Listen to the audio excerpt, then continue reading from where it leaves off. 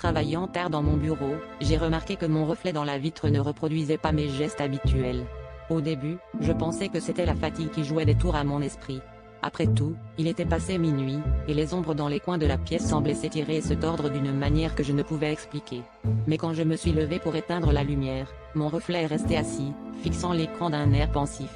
Un frisson glacé a parcouru ma colonne vertébrale, et j'ai su que quelque chose n'allait pas. Je me suis arrêté, la main suspendue au-dessus de l'interrupteur, incapable de détourner les yeux de la vitre. Mon reflet a finalement tourné la tête vers moi, un sourire sinistre se dessinant lentement sur son visage. Mes lèvres, pourtant, restaient immobiles.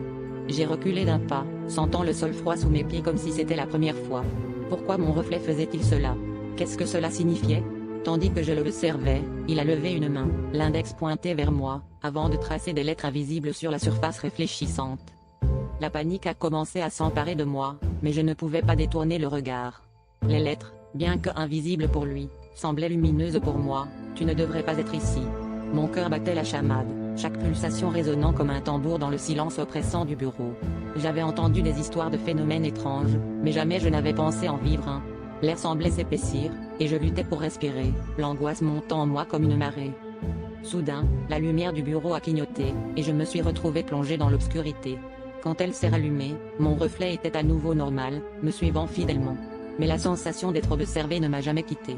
Je me suis précipité hors de la pièce, le claquement de la porte résonnant comme un coup de tonnerre dans le couloir silencieux. Depuis cette nuit, je n'ai jamais osé rester tard au bureau. Pourtant, chaque fois que je passe devant une vitre, je ne peux m'empêcher de jeter un coup d'œil rapide, redoutant ce que je pourrais y voir.